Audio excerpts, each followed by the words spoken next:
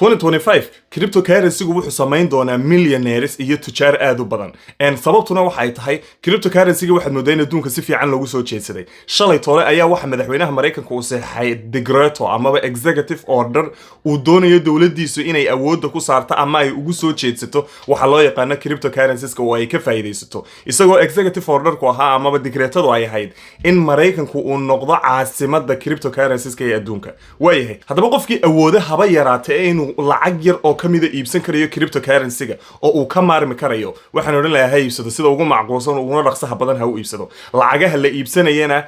marka laga yimaado waxyaabaha yar yar oo dhan mar walba waxaan dadka ku dhiirigeliyaa inay iibsadaan lacagaha waaweyn ee cryptocurrencies-ka sida bitcoin ku imika boqolyo dheeraad marsan laakiin waxaad ka iibsan karto $100 dad ka iibsato kuma khasaaraysid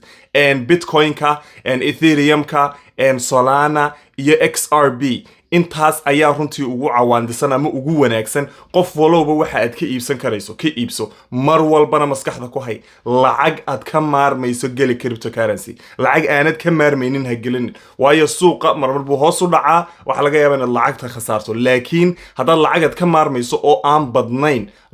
badnayn geli iska sug long term ka eeg amaba mustaqbalka fog ayay wax badan ku noqonaysaa